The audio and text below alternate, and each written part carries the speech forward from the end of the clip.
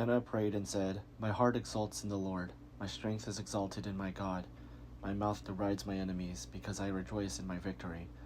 There is no Holy One like the Lord, no one besides you. There is no rock like our God. Talk no more so very proudly. Let no arrogance come from your mouth, for the Lord is a God of knowledge, and by him actions are weighed. The bows of the mighty are broken, but the feeble gird on strength. Those who were full have hired themselves out for bread, but those who are hungry are fat with spoil.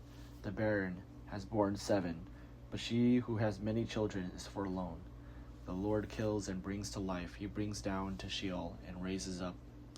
The Lord makes poor and makes rich. He brings low, he also exalts. He raises up the poor from the dust, and lifts the needy from the ash heap, to make them sit with princes and inherit a seat of honor. For the pillar of the earth are the Lord's, and on them he has set the world. He will guard the feet of his faithful ones, but the wicked shall be cut off in darkness. For not by might does one prevail. The Lord, his adversary, shall be shattered. The Most High will thunder in heaven. The Lord will judge the ends of the earth. He will give strength to his king, and exalt the power of his anointed. Then Elkanah went home to Ramah, while the boy remained to minister to the Lord, in the presence of the priest Eli. Now the sons of Eli were scoundrels. They had no regard for the Lord, or for the duties of the priest to the people. When anyone offered sacrifice, the priest's servant would come while the meat was boiling with a 3-pronged fork in his hand, and he would thrust it into a pan or kettle or cauldron or pot. All the fork brought up the priest would take for himself. This is what they did at Shiloh to the Israelites who came there. Moreover, before the fat was burned, the priest's servant would come and say to the one who was sacrificing, Give meat for the priest to roast, for he will not accept boiled meat from you, but only raw. And if the man said to him, Let them burn the fat first, then take whatever you wish, he would say, Now you must give it now. If not, I will take it by force. Thus the sin of the young men was very great in the sight of the Lord, for they treated the offerings of the Lord with contempt. Samuel was ministering before the Lord, a boy wearing a linen ephod.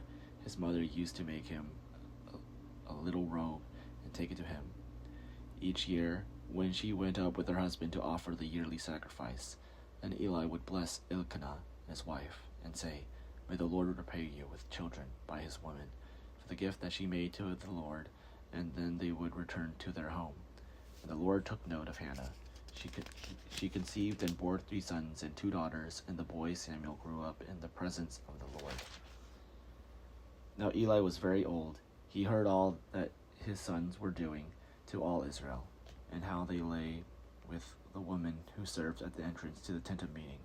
He said to them, Why do you do such things? For I hear of your evil dealings from all these people.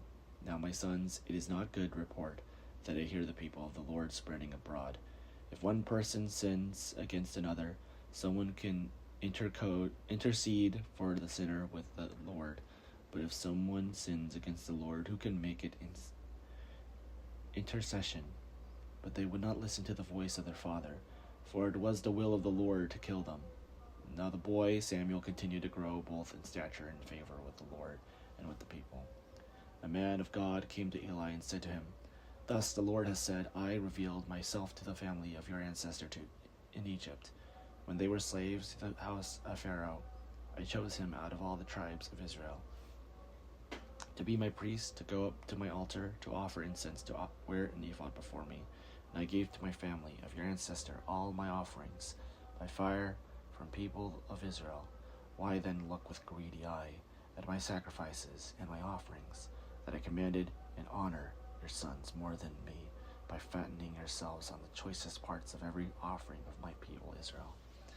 Therefore the Lord, the God of Israel, declares, I promised that your family and the family of your ancestor should go in and out before me forever.